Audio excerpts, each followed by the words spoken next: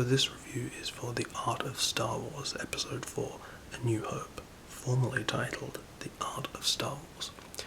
So this is a very interesting art book because it's one of the oldest that I'm aware of.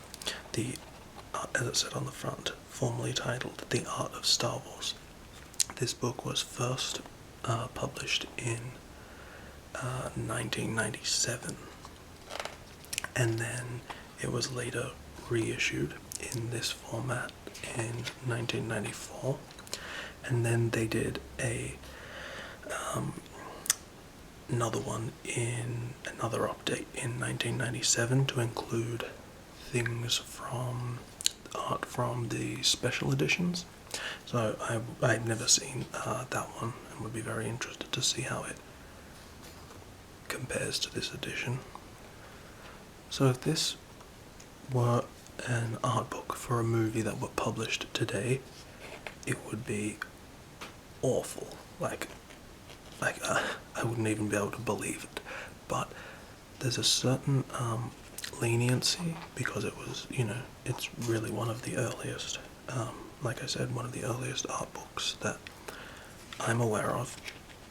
So yeah, you do have to cut it some slack, but also because it is an art book for the original Star Wars. There are also similar art books for Return of the Jedi and Empire Strikes Back.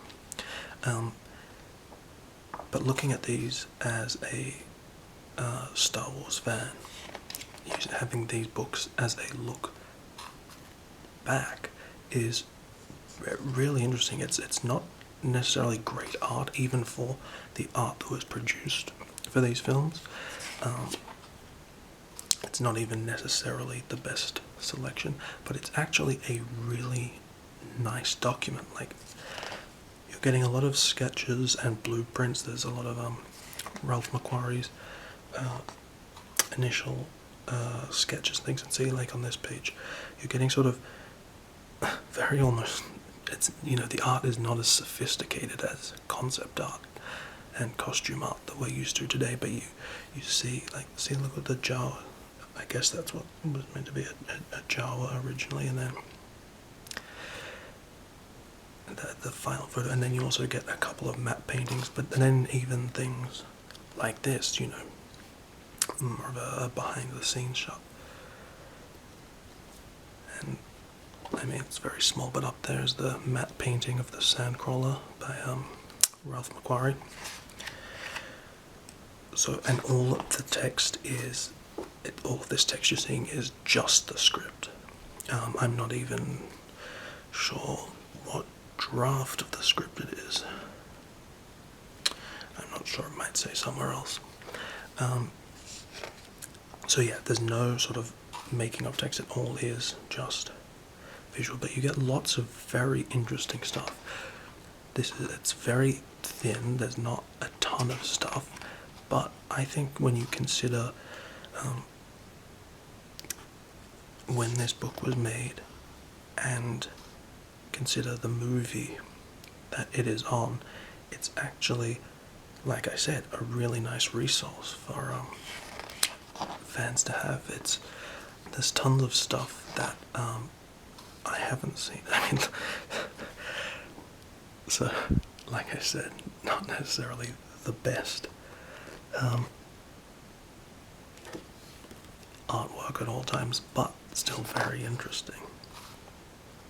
And we've all seen this picture a zillion times, but there's just tons of stuff in here, and it's, for the Star Wars completist, which is, what I consider myself. It's really great. It's really good fun to go through. I like it a lot. And I wonder if they'll do a, so here you can see, these are like pictures of the sketches for the Cantina characters. So there's like that, I guess that sort of bat-faced guy, and then you can see some are crossed out, and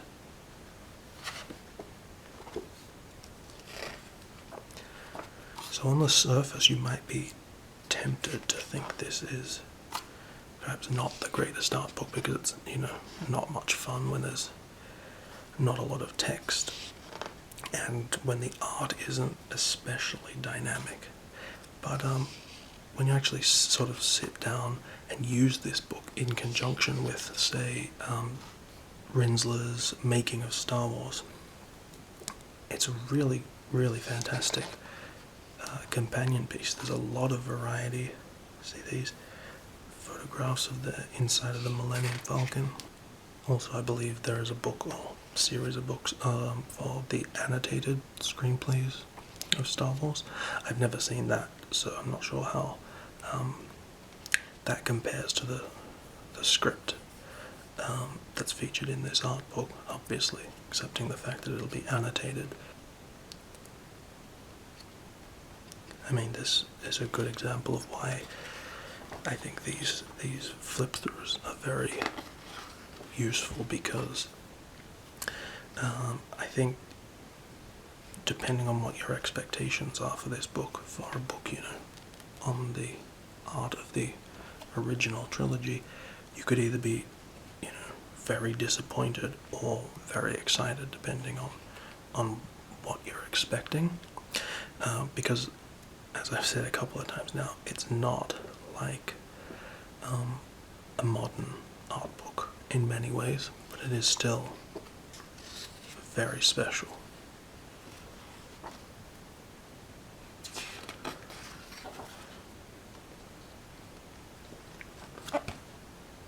Doesn't look like Darth Vader's wearing gloves in that picture, so it kind of looks like a kid in a Darth Vader mask.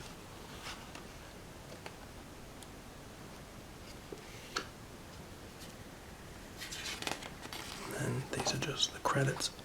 And then you get into this section, which is poster art, and this is some cool stuff. You've probably seen a lot of this, but it's nice to have it all featured together.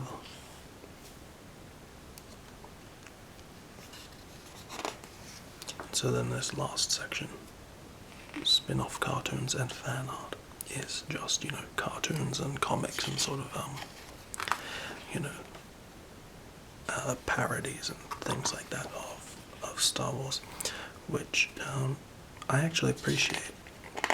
I read some people didn't like that they were using this stuff to pad out the book, but I think it's really nice, and to have this section included and it pads out, and you can say, because most of this stuff appeared originally long before many of us were born.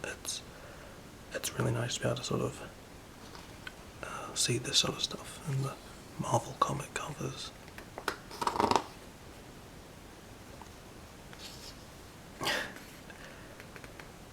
And so these are from,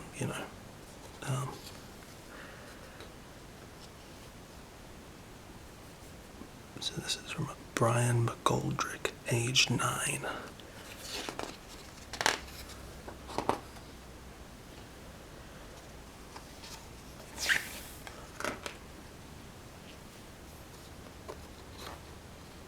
Some people might not like having this sort of, paying money for this sort of stuff taking up their book, but I find it pretty charming, actually.